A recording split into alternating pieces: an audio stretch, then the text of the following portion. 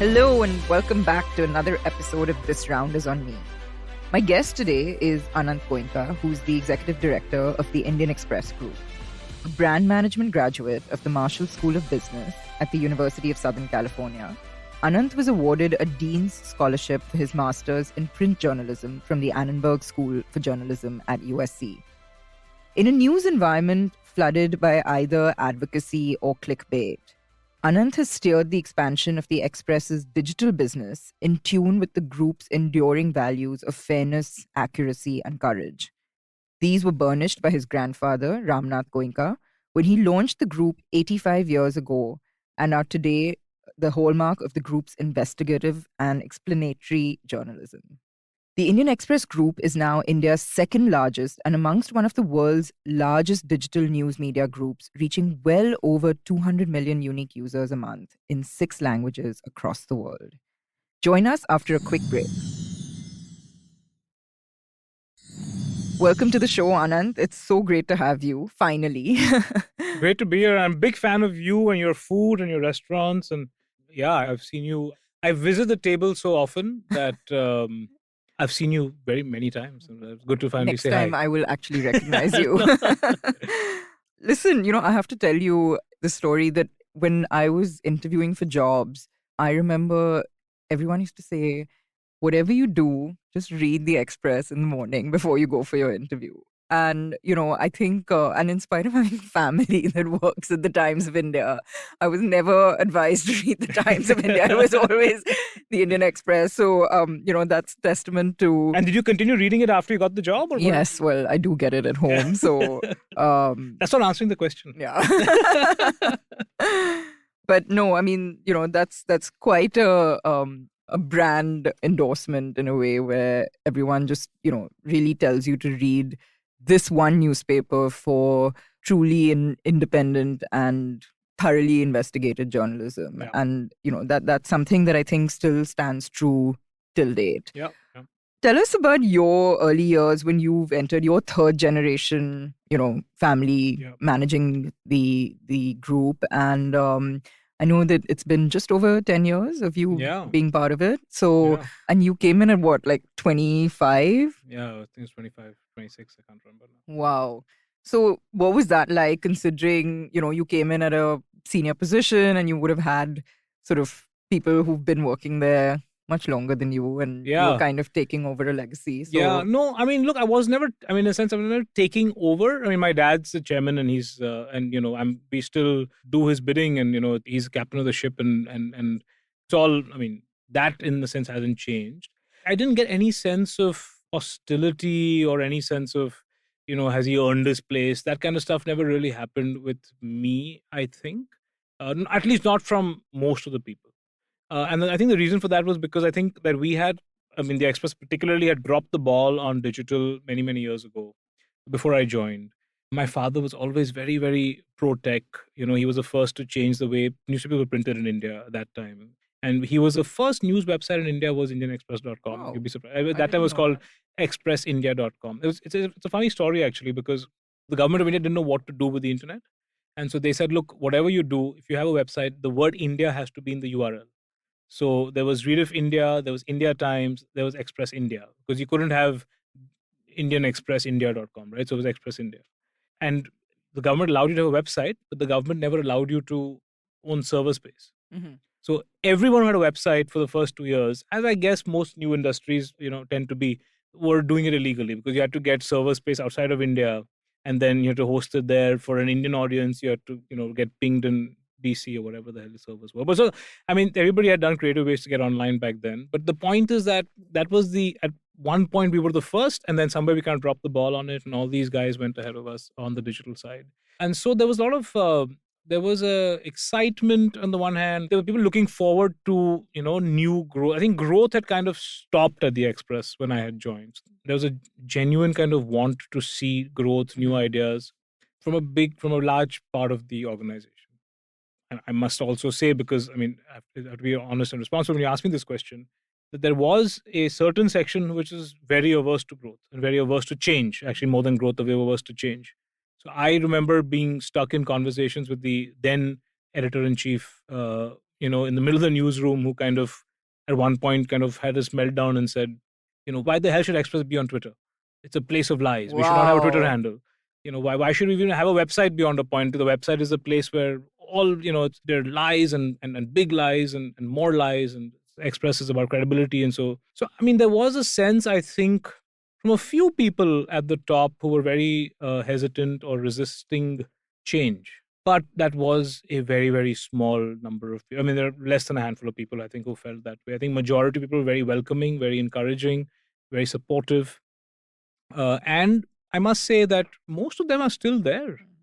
The people who championed the change, who helped me hire the right people to do digital, are people who are running the company today. So I guess if they believe in what you're doing and what the vision of the company is, that's what, why I would think so. anyone I sort think, of... and the point is that journalists like to have a larger, for them, the idea is impact, how many people read my story, how much impact did my story have.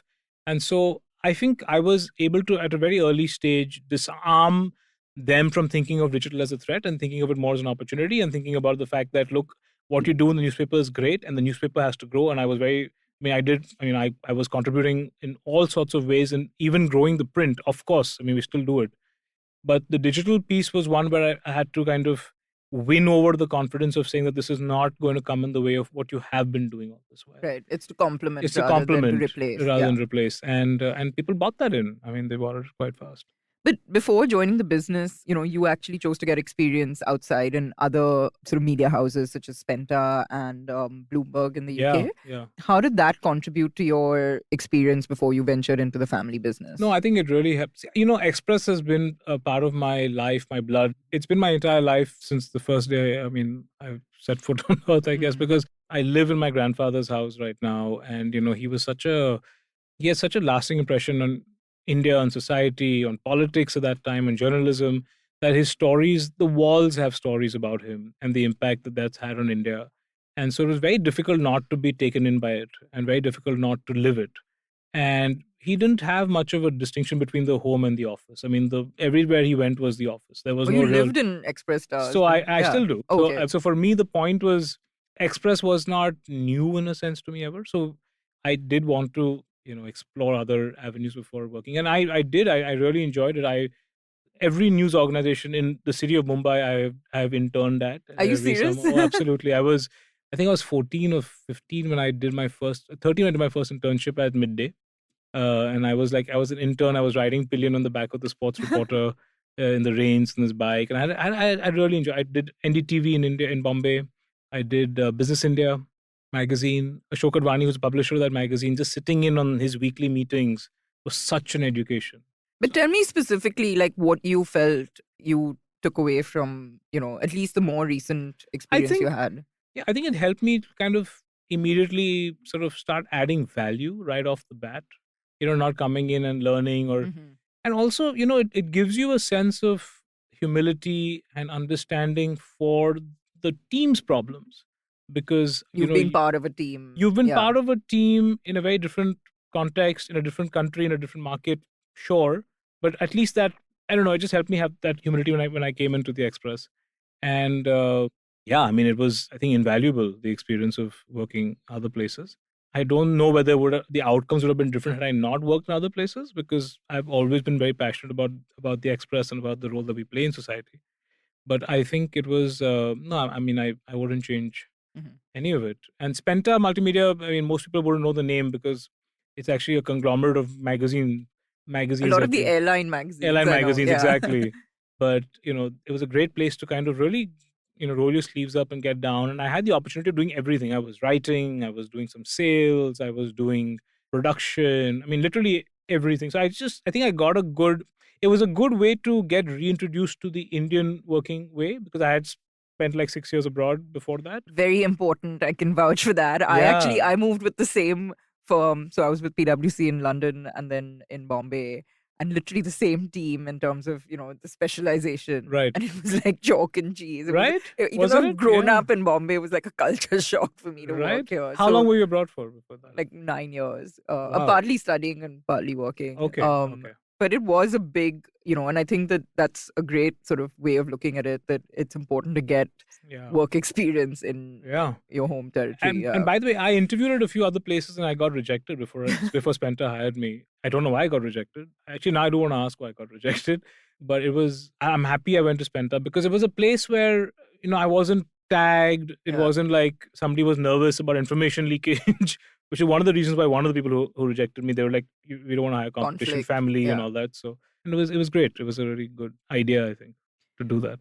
We're obviously living in a post-COVID era, and I know that, media houses got pretty slammed during this period. What are the responsibilities and pressures of running a media house, particularly in the context of employment? Because you've talked about how a lot of people are still there who were there when you joined.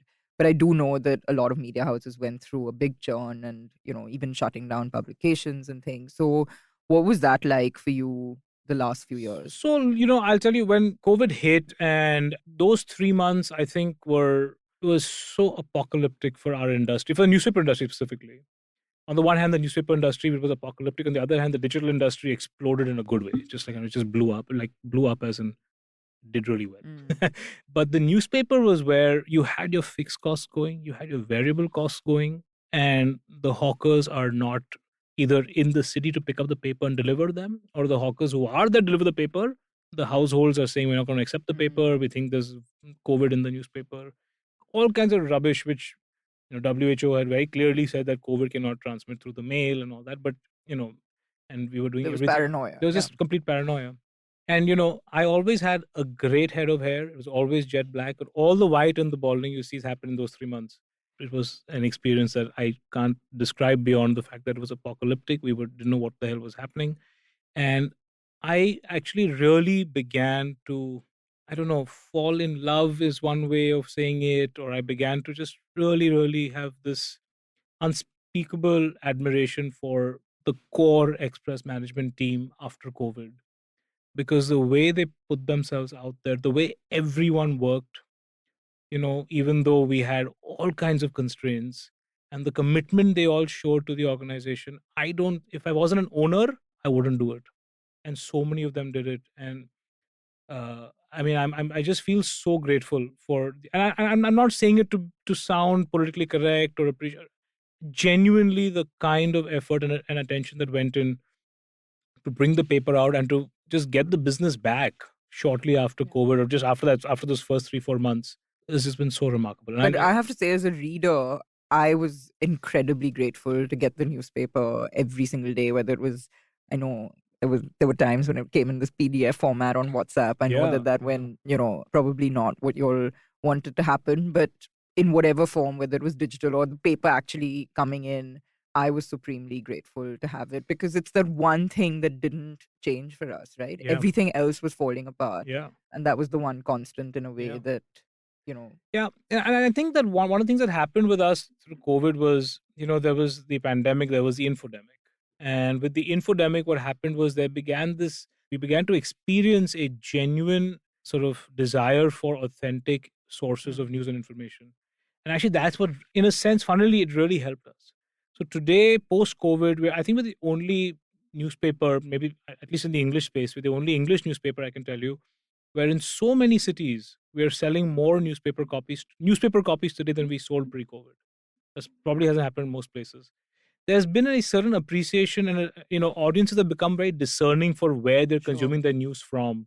I think that's really helped us. And we always thought that this would, the idea of being credible and independent and all these things that we keep sort of waving the flag about. This is I think post-COVID was the first time we actually felt that there is an appreciation for it, and it was great. So the print took time, but it's kind of completely, it's resurrected itself beautifully now. And a lot of the newspapers that should have shut down many, many years ago, I'm saying it with humility, because, a good industry is one where bad business models, don't last very long, right? But in the news space, newspapers actually, a lot of it was just funded by ego. I mean, just didn't make any sense how making money. So they did other kind of things to make money, to make to just pay salaries or whatever. That had to shut down, and thankfully a lot of it did.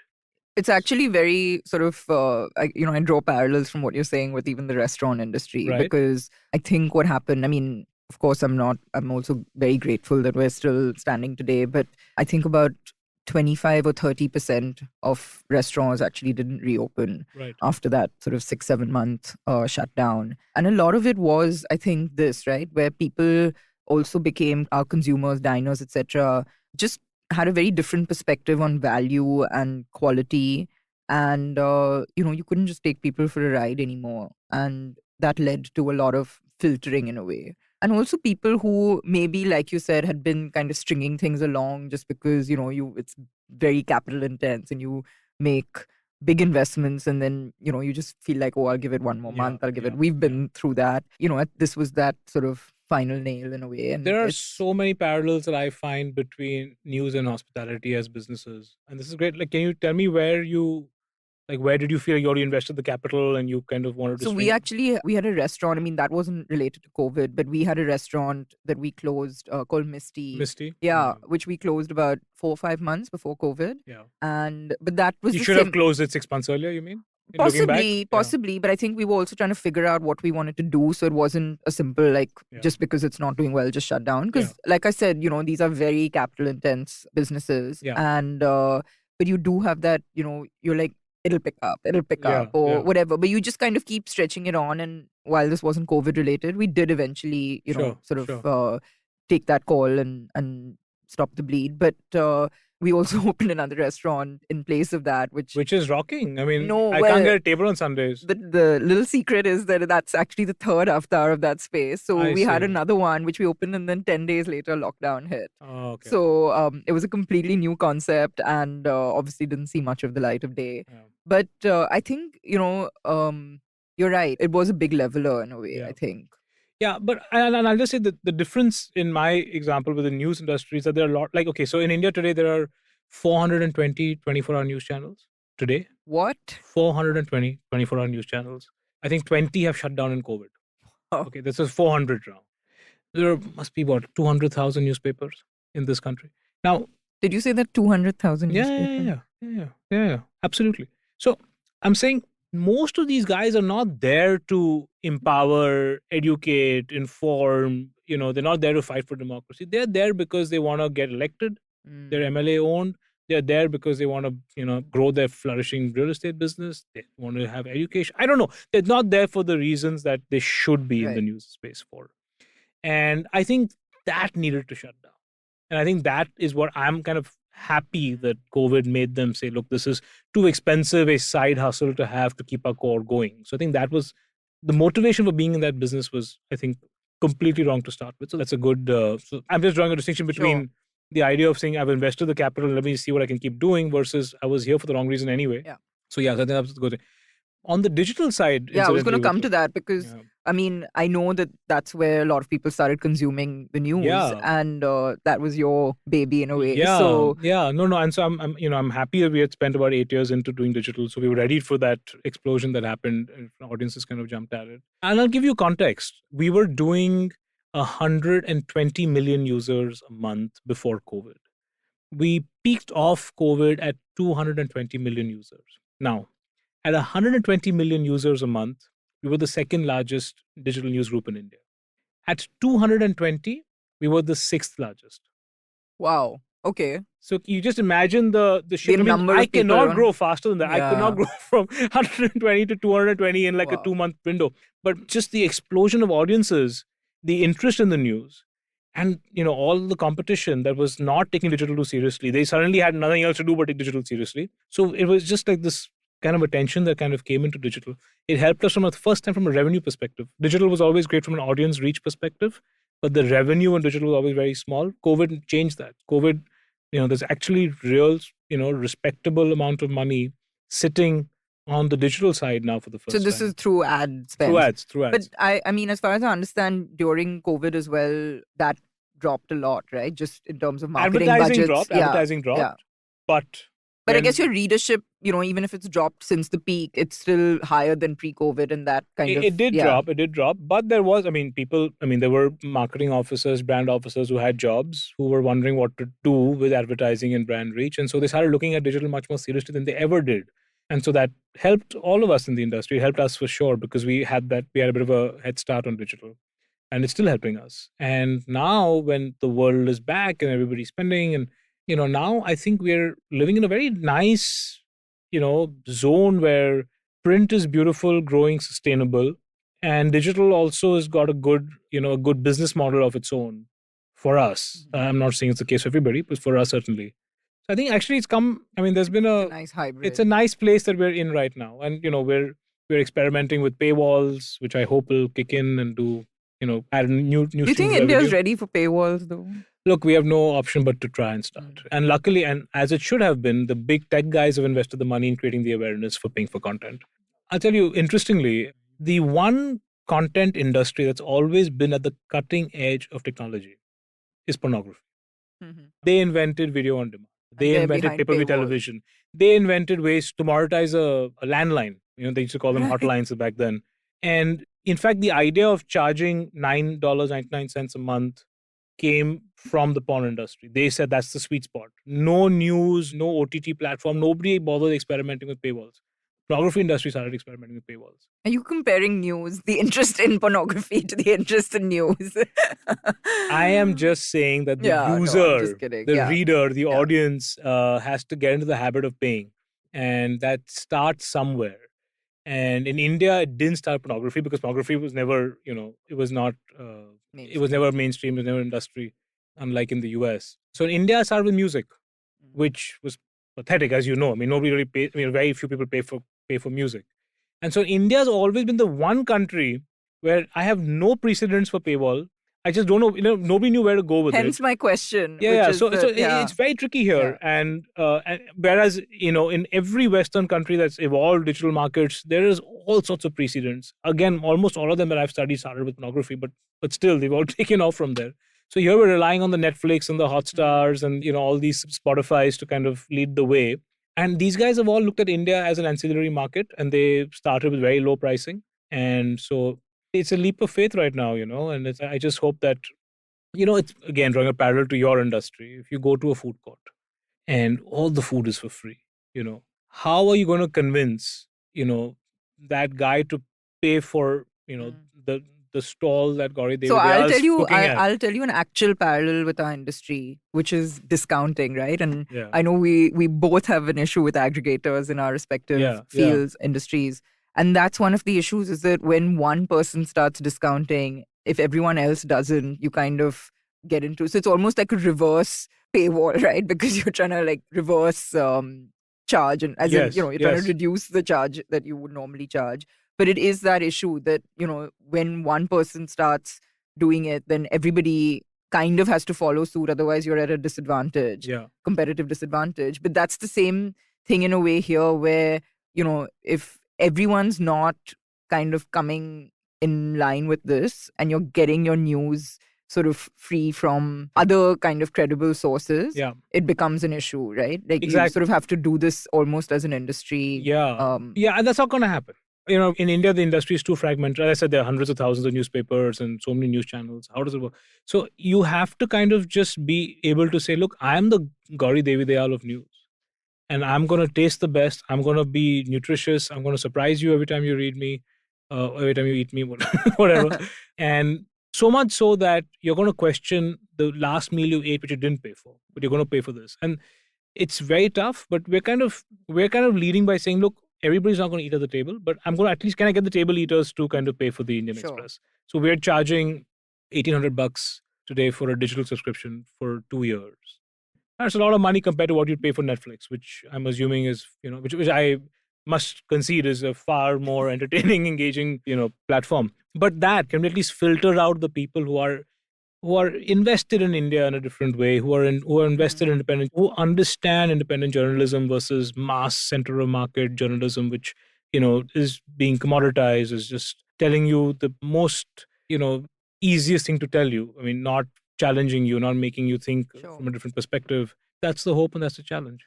Speaking of that, like you said, everyone is at a place where they want to consume news in this bite-sized, chewable, kind of almost dumbed down format, right? And which is very contrary to what the Express is known for. And a lot of the time, this format, there are these boutique sort of startup, one of them that I had on the show was Splainer. Splainer, Yeah, which, I'll be honest, so I subscribe to it and I get it's in a fun way where you don't, and it sort of breaks it down for you in a way where you don't feel dumb for not knowing the issues, and it's not sort of, do you see a place for both to coexist where they're almost like an aggregator of world news, but in a very bite-sized way, for want of a better word? No, I think, the one mistake, I think we have to be innovative with our formats, our storytelling methods. And I think one of our successes of getting to 200 million has been that we have kind of been doing that. So I'll give you a super example. But when COVID happened, I remember my Nana, who's my favorite person in the world, my mom's dad lives in Calcutta, and he was complaining about the fact that he doesn't get the newspaper right now.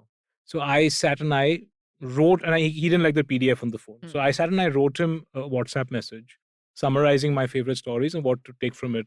I sent it to him one day, and then second day, and then third day, and I was like, this is actually really cool.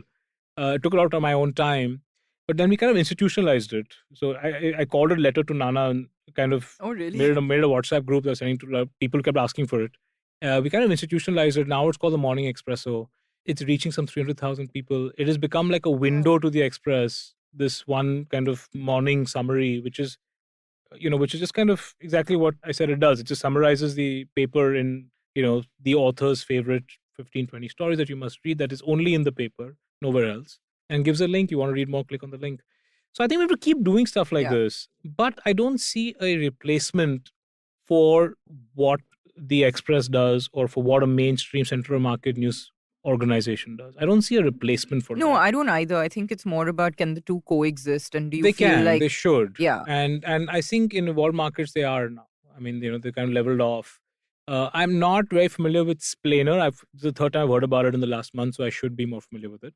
But a lot of the other news organizations around the world, actually, not just in India, but I think more so in India, are extremely opinionated. They've taken a very strong position and very strong ideological position, which is, I guess, good business in the short term, because it immediately gets you followers, immediately builds a community, and it immediately gets, picked up and shared, and your distribution becomes a lot easier because it's people Like-minded. Like-minded people, the PLUs, people like us are sharing it amongst themselves. And so I think the digital news startups, I think a lot of them are doing that. And, I mean, I'm completely... Which seems counterintuitive to yeah, journalism. I don't think the aggregators I've ever thought of as a threat. I've never, I mean, That's interesting. I have never. Most of my friends in competition, my colleagues in other companies, they all have resisted. So just for the interest of our listeners, can you very quickly take us through the perceived issue with aggregators? I think the biggest issue with aggregators is that they use your content for making their algorithm better, their data, and they get a lot of data from your content. So this is like your Facebooks and Googles of the Yeah, world. so when you said aggregator, I wasn't sure what you talked. So I was thinking about a Daily Hunt, or thinking about at one point the guy called UC News, which is now dead. But okay, so I think a Facebook and a Google News, they are much, much more than aggregators. They have become publishers, and I don't think, we were always very encouraging to work with them, whereas most of the other news organizations weren't so encouraging early on when they came, when digital in India was just kind of blowing up. But what I think there needs to be some kind of fixing of the equation and the balance of power between digital platforms. I don't call them aggregators, I call them platforms, and us. And I'll give you an example. Today, if Google is meant to be a search engine, but more than 50% of the results on a Google search are on Google's page. Okay. They're not making you click anywhere else. They don't redirect you to... They don't, because if you want a restaurant review, it's on Google. If you want a flight time, it's on Google. You want a cricket score, want a match score. That's their business model, right? I mean... Yeah, well, they have learned what they need to deliver themselves based on how many people were going to consume what kind of content that we were offering on Google. So I think there is a little bit of a reassessment happening all over the world of the relationship between publishers and particularly Google and Facebook. There's legislation now in Australia, in Spain, in France, in Canada, About the revenue share part of it. About forcing platforms to pay news organizations a share of their group level revenues, not just their news section revenues. So in Australia, for instance, Google's total revenue out of Australia, 10% of that has to go to all the news organizations in Australia. And they've done that in France and Spain. They're doing that in Canada. They have done that in Canada. I think they're working on it in America now. So I think that's a little bit different. Do you think that's right for government to kind of intervene in that level of policy? Well, I think so. I mean, right or wrong, I mean, I think that we think about we think about the internet as this democratic medium, which is like the most democratic medium the world has ever seen. If you actually come down to it, the whole digital world is controlled by like 4 Silicon Valley companies. So actually, it's become a very undemocratic medium. So I think there was need for some government intervention to prevent that kind of crazy balance of power, the shift in the power going only to 4 Silicon Valley companies that were kind of controlling all the news and content people in India was consuming or in any part of the world is consuming. So I think I'm not surprised that happened. I think it was a matter of time. But it's yet to... In India, yeah. In India, yeah. And I think in India, genuinely, my interactions with Google, I see there being a genuine interest in trying to solve that problem. Because I think Google recognizes that, for a news, that they need news to exist. And I think news recognizes that Google is a great place to distribute. Yeah. And so I think there's a genuine kind of trying to be a meeting of minds. Let's see how that goes. I want to say one thing that I was thought of as you asking that question. Our relationship with platforms have been very interesting. Ours as in my industries. And, specifically one of the companies that I look up to the most in this world really is Apple. And I think that's because I was so convinced that after Steve Jobs, Apple was not going to, continue being, we all thought of it to be, but they proved us wrong. And, Tim Cook came and, just really led and institutionalized the whole ship. Even then, Apple couldn't get news right. Google couldn't get news right. Facebook never got news right. So news, most incredible, well-capitalized, creative, innovative organizations in the world have really, really struggled to do news. They've tried, they've invested, and they've not been able. Apple News. I mean, the point is that you're a tech company versus a news company. Well, yeah, but but they've been able to do other things which are not necessarily core tech, right? I think the fact that Apple News specifically tried and failed like 4 times now, I think this really goes to show that what we do is hard and that it's very, very difficult. But what journalists do and what news people do is really hard. And so if you're in it for the right reasons, I think there is a certain value that we bring to society, which I hope is not easily replaceable or not easily replicable. Nobody wants to put their hands up and say, okay, we'll do it. And it's not, I promise you, it's not an easy job because if you do the news the way you're supposed to do the news, you're making enemies every day. And especially in a high context culture like India, that's not easy. But somebody should be doing it. And I think that cannot be a tech company like Apple or Google or Facebook. And I think they recognize that. So just to set context that. But what's it been like for you? I mean, personally, do you face sort of a lot of backlash and make enemies, as you say? Yeah, I think, face backlash, different, make enemies. I think that the Express has been doing this for now 90 years almost. And so I think people expect that of us. And I think there is a certain maturing of whether it's corporates or bureaucrats or politicians or whatever. I think there is a subtle sort of, India mein ek to express hona chahiye. One express should be there who's always, calling out problems, investigating, doing the stuff that nobody else, bothers to do. The inconvenient journalism, the one that is, disruptive and asking tough questions and, in a sense, speaking lightly, but pulling the pants down of guys who, don't want to, do I'm just thinking Panama Papers right now. Like that's all that's coming into. So, I'll give you an example with Panama. You brought the Panama Papers up. So many friends on that list. Are you serious? Yeah, South Bombay. And some people who weren't friends on that list who tried to become friends before the list came out and then didn't work, But, I just feel like that's our job. And if we don't do it, like, we're really failing at doing our job. And I'm not saying it from a noble perspective. I'm saying it from, that's our differentiation in this cluttered market with, 2 lakh newspapers and 420 news channels. How are we different from anybody else if we don't do Panama? That's what we have known to do. And I think that helps us as a business now. I'm not just saying, I would anyway want to be I would want to be seen as the paper that's keeping Anant Goenka's journalism alive and all that stuff. But it's actually becoming, I think, and I hope, a good business to do it because nobody else is doing it. And somebody needs to. So when Panama happened, The government of India, they sent, just by reading the Indian Express, whoever name was published, they sent just a basic notice to everybody whose name was published there. Now, we don't know who's legal, who's illegal. It's a leak of offshore accounts, right? So the government of India just sent a notice to everybody whose names got published in the Express. No questions asked. Government of CBDT, the Central Bureau of Direct Tax, CBDT has raised or recovered, whatever word you want to use, 1,200 crores from all this money that was stashed abroad, just by sending, without even beginning an investigation, just by sending a notice, just by reading the Indian Express. ये नाम आए हैं, इन सबको notice जाइए. No questions asked, 1,200 crores recovered. So when I meet the finance minister, I always ask her, listen, 2% brokerage to banta hai yaar. Nice one. But I mean, coming back to the question about, so that's inconvenient. You know, people don't like their names coming out there. But I think that people also are realizing that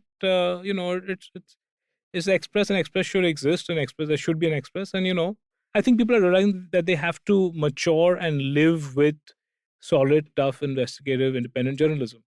And you know what? And we must all do our part to encourage that thought process. You know, it's funny, so my husband Jay he's lived in the US for the longest time, and he literally spends most of his waking hours, I think he spends more of his waking hours watching US news than coming to work or doing work. We work together.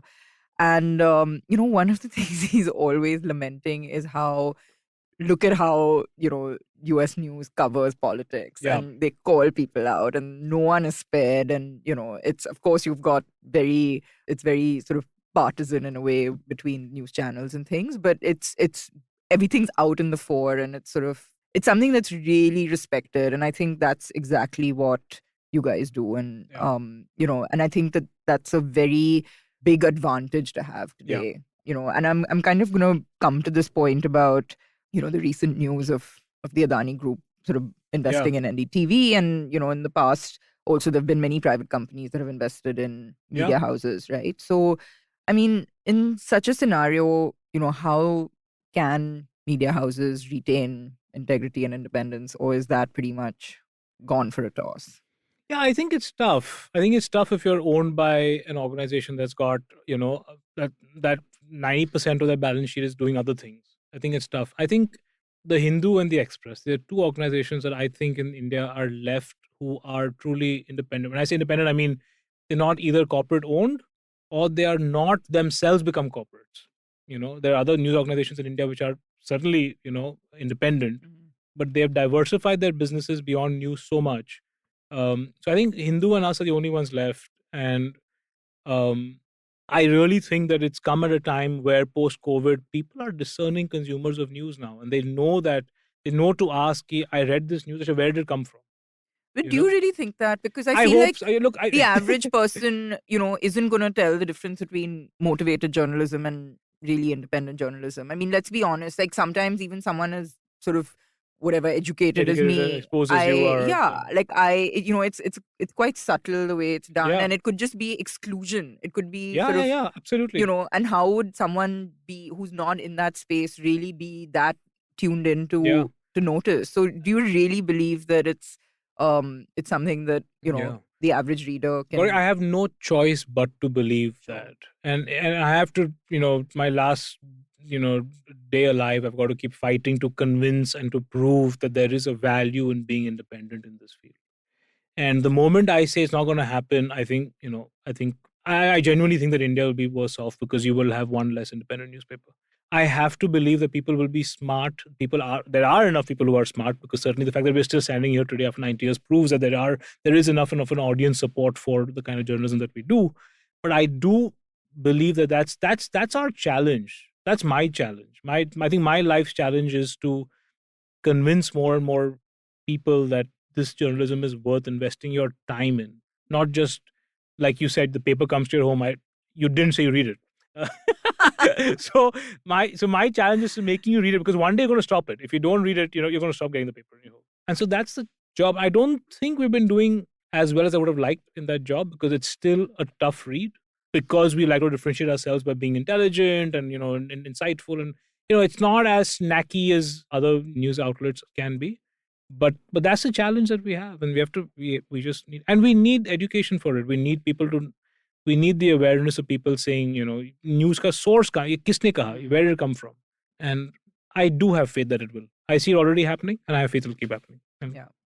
But do you feel like, I mean, speaking of policy intervention, do you think that this could be one area where... No, government cannot be involved in news. The moment government starts Not taking in a step terms of news, but just how it's, how this kind of acquisition of media houses is happening. No, Or is it's a private transaction? Yeah, it's a private transaction. What can you do about it? And government needs to be, the less government is involved, less policies involved in news, the better. Look, the audiences have to come and demand for this. NDTV, I have a lot of respect for them. They've been path breaking in their formats. All the beautiful, they did this thing called they had these great shows, names I'm forgetting, but when I was an intern at NDTV, I used to sit and archive all the old shows. So I remember them already. I used to remember them all very well. The fabulous, fabulous stuff they've done. But they never, it was never like in your face that there was this big loan from Reliance that got converted to share. They should have disclosed that ideally. Similar transactions with other news. There's so many news channels which have got all kinds of corporate money either lent to them or whatever. I think it's hurting the industry because you're asking questions like this on a really like non-news related talk show. People are aware now. I think that awareness it's hurting the industry on the one hand. On the other hand, it's a big opportunity for us. I actually read somewhere, and I tried looking this up again because I read it in passing a week ago, and I have no idea now where I read it. But it was the biggest threat to print or to media is not the digital space, but it's actually its own kind of this what's happening with private acquisition of media and the kind of losing the integrity, basically. Yeah, that's absolutely. Actually a bigger threat than digital versus print. Yeah, 100%. And I really believe that, when I decided to do Express as my full-time life and my job, I decided that I'm not going to be like I knew right then, my parents taught me that early on that, you're never going to be like any other Marwari business third generation guy, I will never have an aspiration for having a estate in UK or having a Gulf Stream. I'm just saying that, like a business family always wants to think, but, like go bigger. For me, the aspiration cannot be only business. It has to be sustaining journalism.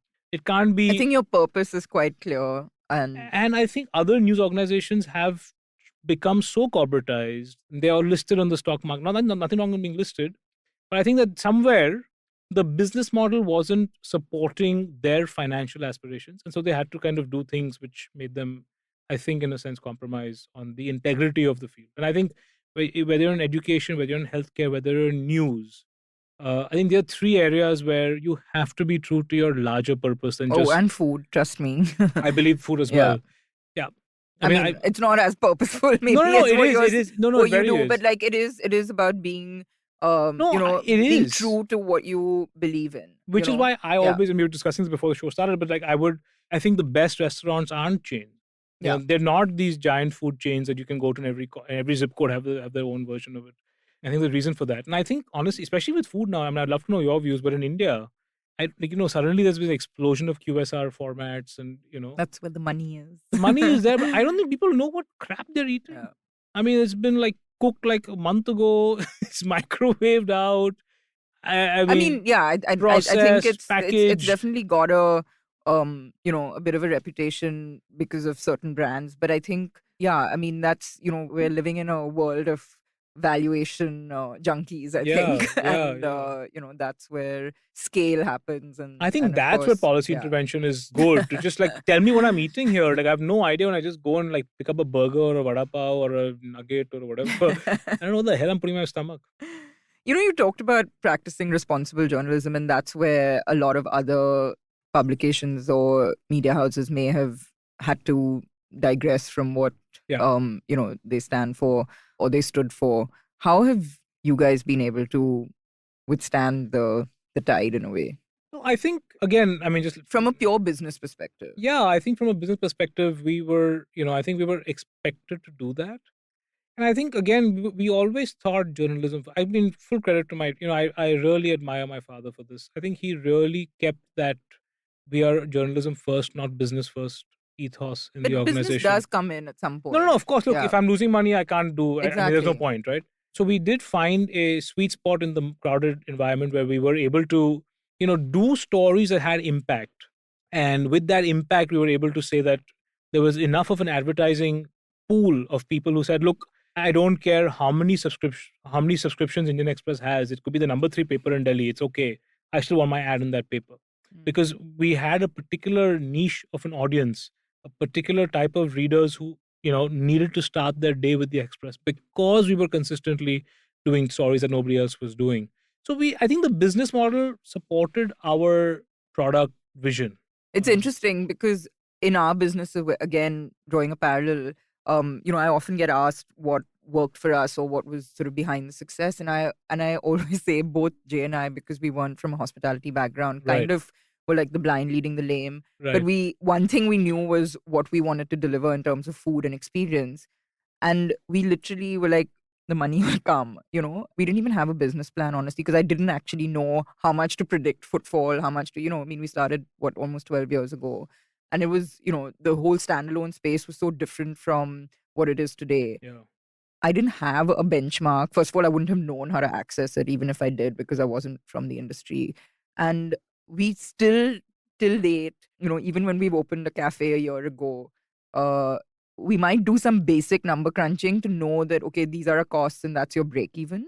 But in terms of predicting what it could be and where it should be in a year and how many we should be opening, that's not how it works. And I genuinely believe you focus on the product and the business will come. I loved hearing what you were saying right now. And I'll just change that. I think evidently, I don't know why, but for whatever reason, you were very passionate about what you wanted to do in your product. And then therefore you figured out the business. I think that's it, yeah. I think if you're passionate, if you're really, really passionate, if you just wake up in the morning thinking about, you go to sleep thinking about that, if you're thinking about it in the shower, you're thinking about it everywhere you go, you figure things out. And I think that's kind of what's been happening with us as well. But I mean, and more power to you, yeah, because that's exactly, I mean, it's actually uncanny, but exactly what I feel has kept us also going. Is it possible to replicate the success story of an NYT in India? I'll tell you, it's a tough question because it's very difficult to like just pick up models in the West and apply them here. Firstly, NYT, again, our market is extremely fragmented. Firstly. Secondly, I think New York Times has had, they've really gone through hell to get to where they are. I mean, they've lost billions. They had a promoter who was taking tough calls. He had a support of a big Saudi fund helping, I mean, like not questioning beyond a point. Stock price had collapsed. He had listed at his heyday. Very lucky he had gotten out at that time. So New York Times really stands out as one of those places that were just able to get away with doing a lot of stuff to get here. And I have a lot of respect for them because they've been so brilliant. I do think, though, that they have taken a very hard left turn. I do think that Washington Post has taken a very hard left turn. I think most of the subscription products have taken very hard turns, either left or right. And I think that somewhere we are confused. So I don't know whether I would look at New York Times in like whether it would be successful for As me. the benchmark, yeah. It is a benchmark from a subscription journey, from a content, from a production standpoint, their yeah. writing. But no matter how much money we invest in production in India, I mean, our audiences are in Hindi. Our audiences are in Marathi. They're not here, so we have to do it, 3 times. We have to do it for Jansatta, we have to do it for Lok Satta, Marathi, Hindi brands, and for Indian Express. And that's very different because the sensibilities of the reader in Marathi and Hindi are completely different. Then you add English as a third, completely different. So I think it's a little bit complicated, and therefore I find it hard to, just look up to NYT and say I want to be like them. But I do want to be like them. I do want to have that kind of, the At least for their subscription base. no, there, at one point, New York Times' PE ratio was higher than Facebook's. So Wow. people were betting that on New York Times' journey forward, the forward multiple in their valuation was higher than Facebook's at one point in time. So they obviously created a beautiful thing. However, I'm just a small thing that I kind of feel a little bit nervous about American media is just how polarized they are. And people always in our circles talk a lot about authoritarianism growing all over the world, and how authoritarianism is the enemy of our times. I actually think the enemy of our times is polarization. I think authoritarianism is the symptom, but the cause is polarization. The cause is the fact that I spent 6 years in Los Angeles. I've spent a lot of time with journalists there. They were always so close to a different opinion. They were so sort of consumed or committed to their version of the truth or their perspective, I think one of the reasons you see America in the mess that it is in politically, socially, is because media decided to take sides very early on, and I don't think that's healthy at all. I think that's what I'm actually more afraid of in India as well. I feel because it's very tempting from a business perspective to do that. It's very tempting to just polarize. It's very tempting to polarize for anybody. I mean, politicians polarize all the time because how else you get votes? How do you get somebody Yeah. who gets No, I motivated mean enough the to get whole out of the? it's partisan by nature. I mean Is that's right. yeah, yeah. So I mean, I think our job is to actually fight polarization. We have to kind of create a compelling. We have to somehow convince you to read an article which you will disagree with. As much as we have to convince you to read an article that you would like to agree with, and you don't know what you're going to disagree with or agree with until you read it. But so we have to count. We have to find your. We have to be able to give you all sides of a story, and that's much harder than what New York Times, in a sense, can do. New York Times' opinion editor was sacked for carrying an opinion piece written by a sitting Republican senator. I mean, I was shocked. I said, well, it's a sitting senator, yeah. Like, you give that person the space to express their views. But the opinion editor was sacked for it. So, I don't think that's also a very healthy way to No, for go. sure. I mean, I meant more just from a digital Yeah, yeah, yeah. reach Oh, of and from a course. production standpoint. No, they're absolutely brilliant, and Yeah. they're very. And I'll tell you what. I think what they did right was they invested equally in the tech as they did in the content. Which is where I think that in most news organizations, they spend too much time thinking about, are we a content company or are we a tech company, and how much content and how much tech. And I think we also lost a lot of time doing that. I think NYT decided that whatever money I'm losing doesn't matter. I have to build my tech stack and build it in house and build for good people. And they hired the best tech talent, from all over the world, and they just sat and built. WST did the same thing. FT did the same thing. Right. Yeah, Washport did the same thing after Bezos bought it. But yeah. So what's next for you, and what, according to you, is the future for the group? We are soon going to launch our 7th language on digital, which we're very excited about. We're launching Gujarati. What are the other 6 languages? We're doing so Lok Sakta, the largest paper in the city of Mumbai. Hindi, Marathi, I know. Yeah. So the largest newspaper in the city of Mumbai is a Marathi newspaper, Lok Sakta, which is an incredibly powerful brand and product. And I'm ashamed to say I don't read Marathi. I really struggle with it. I have the record in Cathedral School for getting the the second lowest marks in the history of Cathedral School was when I got my Marathi exam. I think I got something like 2180 or something. I can't remember now. So I struggle with languages. Basically, I'm just not a good linguist. But we have Jansatta as a Hindi brand, Indian Express, of course, and we have expanded in digital only properties in Bangla, I Malayalam, Tamil.com, and now we're adding Gujarati. And I'm excited because I think that all these markets are very crowded, but we have to find a way to do express kind of stuff in those markets in that local language. And I think So is this digital or digital only? digital? Yeah, digital only, absolutely.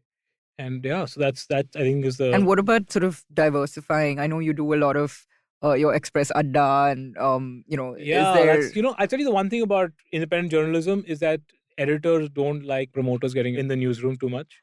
So they're like, you go do your thing. Yeah, you just do anything but don't come here. And that's how it should be. My grandfather had that format. My dad kept it going, and It's like Chinese walls. Chinese wall editor is the editor. Dad and I both read the newspaper the next day like any other reader. And if that were to change, I think the editor would not be the editor that the Express has had. So I think we have got very strong, powerful, independent editors, and that's why the paper is so independent. So I don't see that. So given that I do have a degree in journalism, I have a very curious mind, and so the addas are one of the things that most often I kind of do the conversations and the interviews, and I really enjoy it. And I'm looking forward to the next one. The last one I did was with Alia Bhatt. I remember that. Yeah, really? Right. As in, I didn't come, but I remember. But you should. Yeah, I'm going to make sure you come for the next one. I was one of the few times I was actually a little nervous about because I honestly I just don't get the time to watch movies, and I had to watch her movie before I did the interview, that her latest movie, which was on domestic violence. And there are trigger points that I can't take. I can't take man beating wife. I mean, I can't do all that. So I struggled to watch and get through it because of the great movie. Yeah. And I enjoyed the conversation so much. And the best part about interviewing Bollywood is that you get like 10x number of views you would have gotten from any other interview.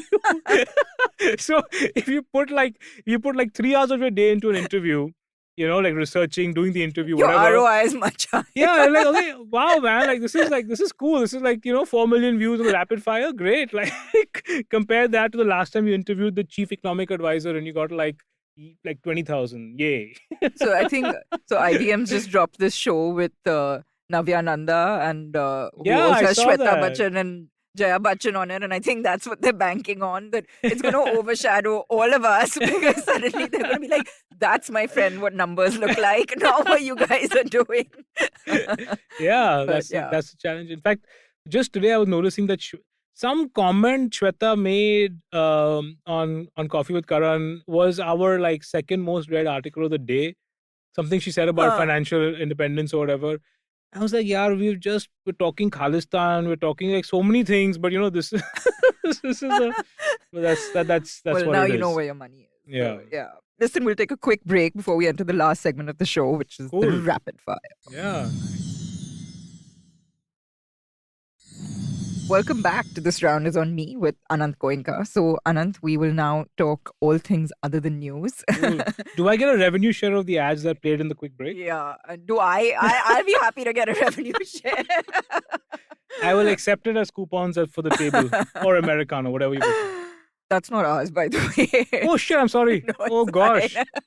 Oh shucks. Yeah. So. So wait. So it's Mac Street Cafe. It's table. And the table. Yeah. So the table. You also had something in the Baikala. Yeah. Which Mac I've Street been to for a Kitchen. private thing once. Yeah. Yes. So that is that's us. But anyway. But speaking of food, what is your go-to comfort food? Toru ki sabzi. I don't know why. It's just so so boring, right? It's not boring. It's just really boring. random and lovely. No, I tell you what, I love traveling. I travel all across the country and I love going and I love doing these election yatras. Whenever there's an election, I kind of go into the region. And that's one thing that I feel wherever I've been, I'll get toru and it's tasty and it's filling and it's, and it's light and it's filling. So that's my, I don't know why it's the first thing I thought of when you said it, but yeah. Very interesting. Any great book or you've read or podcast you've heard recently? Podcast, I heard a fantastic. So we do this podcast called the Sandeep Roy Show, and he did one with this author Aparna Piramal Raje. I don't know if you're familiar. She's also just from written her Bombay. book, yeah. So her book, it was called Mental Khichdi or something like that. Yeah. It was an incredible, I thought, conversation on mental health, dealing with mental health, challenges and successes. So how she kind of overcame and actually made productive. So I thought that was brilliant. I think we don't talk about mental health at all as much as we should. And I think post-COVID, it's something which is... I'm sure you'll start freaking out when your journalists start talking about mental health and how... Because they literally have a 24/7 job in a way, right? No, absolutely. You're like always on call. And Yeah. But, okay, what's the best investment you've made in your journey? I know we've talked a lot about your gigs before work and things, but anything. Best investment? I'm thinking like softwares or... I think it'll be... I'm going to like give an answer which is not quite connected with the question, but I think it's... The word I'm going to use is like exposure, if I can say that. Like travel, I don't know. I've always, again, I've been a very curious mind. I just feel... I spend a lot of time and energy like traveling wherever I can, getting out of the spaces that we're comfortable with. So whether it's like rural India, which I've done a bunch of, and places which I'm very excited about going to the Northeast right now. I'm going to go in a few months. Or when I've traveled a lot to, like every time I'm on a holiday, my wife hates me for this, but I will always take a day out and visit the local newspaper or newsroom. And I'll go and, just be a pest and like be like a pesky intern with a pen and like a pad and make notes. But I think that's given me a lot of just a sense of respect for the struggles of the newsroom and also an ability to be like, that's what they did, or that's what, the best learnings from an industry perspective. But also it kept me, I think, humble to the reader. Like when I was in Punjab recently during election time, I spent 4 days there, Batinda, Jalandhar, I don't know, it's complete rural parts. And I think especially in India, you just realize there's so much more to the world than this, but it's important to keep getting that experiential reminder that there's so much more to the world than the guests who come for Express Adda. because we travel through rural, for instance. We get out of our bubble, basically. Yeah, and I keep, every time I go rural, I always think that, yeah, how many houses I've seen that don't have doors, living in close packed villages, in Punjab. One of the things about rural India, I'll tell you a quick story. I know it's a rapid fire, but I'm not making it very rapid. But Fine. every, young Indian Naujawan is wearing the same, like, tight jeans and like a tucked out shirt with checks, or whatever. Like you can make out like it's a typical kind of a almost uniform. It's like crazy how it's across all of rural India. Punjab is the one place where the kurta is still seen, and you ask why? Because the kurta has become a sign of premiumness. So the guys who wear kurtas in rural Punjab are saying, yeah, like it is the upgrade from the jeans and the shirt.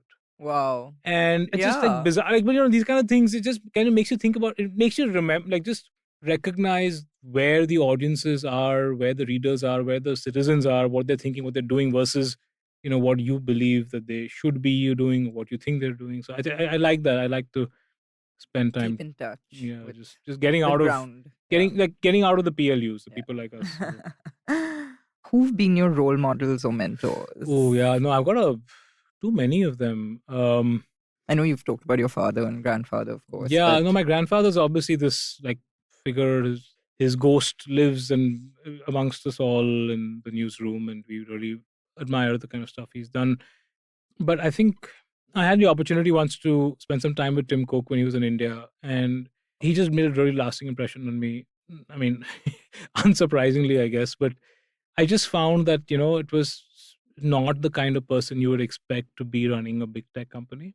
After filling the shoes of Steve Jobs, very difficult thing to do. But yeah, I mean, I've closely like felt. I feel like I've just watched Apple very closely post Tim Cook. I mean, post Steve Jobs during Tim Cook's reign, and I think I've learned a lot from him. I can't call him a mentor. I met him once, and that's it. I've learned a lot from the two people who I've learned a lot from, and I really value. One is a guy called Ronnie Screwvala. I don't know if I'm sure you know him. he also had a show here. He had a show here after once. his Yeah. book. Yeah. He's been like a mentor to me. I've known him a lot of time. And anything I have to ask, I always call him, and he gives always great insight and advice. The other guy, I must say, I feel I've learned a lot from is Amitabh Bachchan, and I call him a friend. I hope he calls me a friend too. We started working together very closely during this thing that I was very passionate about. It was a memorial event for the Mumbai attacks, 26/11, and Amitabh Bachchan was the ambassador for the whole show. Is the ambassador, and just working with him, his work ethic, his commitment, his punctuality, his just everything about what goes into making a man like that. Like I've met so many, I've had the luxury of meeting people from so many diverse fields, industries. That's the one person who I met, and I was not expecting to come back feeling starstruck or feeling impressed with at all. In fact, Bollywood is the one place where I always go expecting the least, and I always get even worse than I expected normally. But something after my first meeting with him, I was just like, I was just amazed. I mean, he pays attention to what you're saying. He listens. He moves so fast. I don't know when he sleeps, and he's just always challenging himself, and he's constantly reinventing. And he's so humble to whoever comes in front of him. I don't know. I'm a big. I've learned a lot from him, and I'm a big fan. Amazing. Your definition of success. I think if you can be happy with your purpose every day and kind of wake up with a sense of happiness about the purpose that you're kind of running your day with and your life with, that's success for me. I think that's everything, to be honest. I mean, everything else is short term and insignificant, but if you feel like you're committed to a particular purpose and you just are happy with that, then there are always going to be several obstacles that come in the way of that, but it becomes like a challenge you take with a smile. So I feel that's what I would say, being happy with your purpose. And finally, most importantly, what's your message to young media professionals, journalists, anyone in the space? I think my message would be, who am I to give a message really? But no, genuine, because, I feel like nobody really knows beyond a point anything. There's no like formula for, but I think the one thing that I think that media and journalists and media world is kind of lacking is a sense of just empathy for the for the other person's truth. I think a lot of journalism is people coming in, and the good journalists come in saying, I want to change the world. And that's great. You should be in this field to change the world. You shouldn't be in this field if you're kind of, want to go from a 2 BHK to a 3 BHK in 2 years. That's not the field for you. But if you want to change the world, that's fantastic. But you have to do that while having empathy for the person's truth who you don't resonate with, don't agree with. I think a lot of journalism has become very echo chambery. It's created a extremely polarized world all over just spin the map, just spin the globe and point your finger anywhere it lands. You'll see how polarized the society has become more now than it did before. Of course, the platforms don't help. Of course, the algorithms make it worse. But I think journalism also has now a responsibility more so than ever to be empathetic for all perspectives and all sides of the story, which I don't think we have been doing a very good job of. I think that's one message I can kind of say. That is brilliant. Look, thank you so much for being on the show and for your time. And I really, truly wish you the best. And, we love what you do. So keep doing that. Thanks so much, Gauri. Great to be. And I'm a big fan of your food. Yeah, I hope that...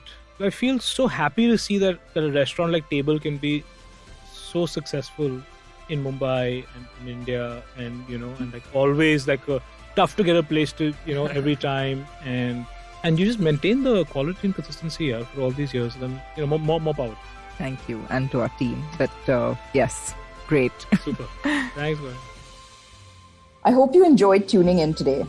Do catch the earlier episodes when you get a chance. And more importantly, I would love to hear from you with your thoughts on the show. You can find me on Instagram at Gauri Devidayal or on Twitter at Gauri Details or LinkedIn. Either way, sit back and relax because this round is on me.